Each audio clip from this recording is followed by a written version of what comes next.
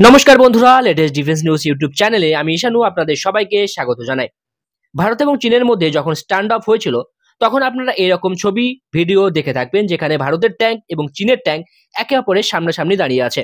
যেখানে ভারতের T-90 T-70 tank ছিল, অপরদিকে চীন তাদের লাইট ট্যাঙ্ক টাইপ 15 এবং কিছু ভারী ট্যাঙ্কও ব্যবহার করেছিল। সেই সময় ভারতের লাইট ট্যাঙ্কের প্রয়োজনীয়তা অনুভব হয় এবং ভারতও লাইট ট্যাঙ্ক ডেভেলপ করবার কাজ শুরু করে দেয়। ডিআরডিও এবং এলএনটি রেকর্ড টাইমে একটি লাইট ট্যাঙ্ক ডিজাইন করে যার নাম রাখা হয় জোরাওয়ার।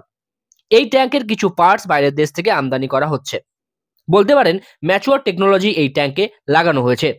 এই ভিডিওতে আমরা চাইনিজ টাইপ 15 লাইট ট্যাঙ্কের সাথে ভারতের জোরাওয়ার লাইট ট্যাঙ্কের একটি কম্পেয়ার করেছি। ভিডিওটি প্রথম থেকে শেষ পর্যন্ত স্কিপ না করে দেখুন। চীনের লাইট ট্যাঙ্ক টাইপ 15 সম্বন্ধে চীন অনেকভাবে অনেক কথা বলে এসেছে যে তাদের এই লাইট ট্যাঙ্ক পৃথিবীর মধ্যে সব থেকে ভালো। অ্যাকচুয়ালি কি তাই? আসুন একটু দেখে নিই। টাইপ 15 এর ওজন 33 টন থেকে 36 টন, মানে আর্মার প্যাকেজে। এতে বলা হয়েছে 1000 হর্স পাওয়ারের ইঞ্জিন ব্যবহার করা হয়েছে। অনেক রিপোর্টে বলা হয়েছে যে 884 হর্স পাওয়ারের ইঞ্জিন ব্যবহার করা হয়েছে। আপনাদের সামনেই আমি প্রমাণ দিয়ে দিচ্ছি। আমরা ধরে নিলাম 1000 হর্স পাওয়ারের ইঞ্জিন ব্যবহার হয়েছে, তাহলে এর পাওয়ার টু ওয়েট রেশিও হবে 27 টন থেকে 29 টন মতো। It's good. চায়নার দাবি অনুযায়ী সমস্ত রকম অত্যাধুনিক টেকনোলজি এতে ব্যবহার করা হয়েছে, কিন্তু এর 105 মিলিমিটার মেন গান থেকে anti tank guided missile fire করা যায় না। এছাড়াও টাইপ 15 এর এলিভেশন অ্যাঙ্গেল 18 ডিগ্রির মতো, প্লাসে 18 ডিগ্রি আর নেগেটিভে 7 থেকে 8, যেটা পাহাড়ি এলাকার জন্য মোটেও পারফেক্ট না। আপনারা ভাবতে শুরু করে দিয়েছেন কেন পারফেক্ট না কেন? দেখুন, ট্যাঙ্ক কেবলমাত্র ট্যাঙ্ক ব্যাটেলের জন্য ব্যবহার হয় না, গ্রাউন্ড ফোর্সকে সাপোর্ট প্রদানের জন্য কিন্তু ট্যাঙ্কে ব্যবহার করা হয়। যদি উঁচু এলাকায় শত্রু থাকে, তোমার ট্যাঙ্কের এলিভেশন অ্যাঙ্গেল যদি বেশি না হয়, তুমি উঁচু পজিশন লক্ষ্য করে ফায়ার করতে পারবে না। যেহেতু টাইপ 15 কে পাহাড়ি এলাকার জন্য বানানো হয়েছে, তাই এই কমজোরি কিন্তু অনেকটাই এফেক্ট ফেলবে। অন্যদিকে ভারতের জোরাওয়ার লাইট ট্যাঙ্কের এলিভেশন অ্যাঙ্গেল কিন্তু পজিটিভে 42 ডিগ্রি আর নেগেটিভে -10 ডিগ্রি মতো যায়। মানে ভারতের ট্যাঙ্ক কতটা অ্যাডভান্টেজ পাবে পাহাড়ি এলাকায়, বুঝতেই পারছেন।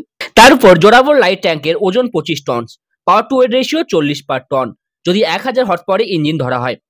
মানে মোবিলিটি জোরাওয়ার ট্যাঙ্কের বেশি টাইপ 15 এর তুলনায়।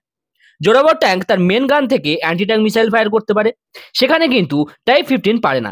চাইনিজ টাইপ 15 ট্যাঙ্ক থেকে লয়টারিং মিউনিশন ফায়ার করা যায় না। অন্যদিকে জোরাওয়ার লাইট ট্যাঙ্কে প্রথম থেকেই কিন্তু লয়টারিং মিউনিশন অপারেট করার ব্যবস্থা করা হয়েছে।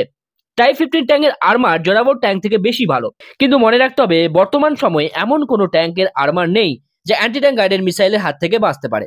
যদি আর্মার বাদ দেওয়া হয় তাহলে সব ক্ষেত্রে কিন্তু জোরাওয়ার লাইট ট্যাঙ্ক এগিয়ে থাকবে চাইনিজ টাইপ 15 থেকে।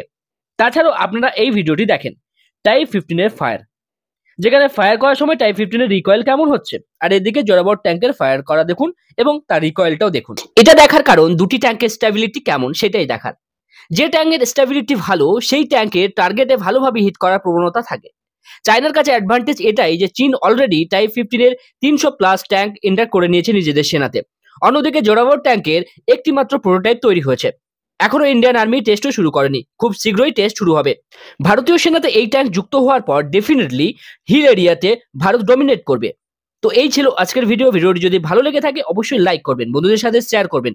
দেখা হবে নতুন একটি ভিডিওতে নতুন টপিকের সাথে। ততক্ষণ সবাই ভালো থাকবেন, সবাইকে ভালো রাখবেন। ধন্যবাদ। জয় হিন্দ, বন্দে মাতরম।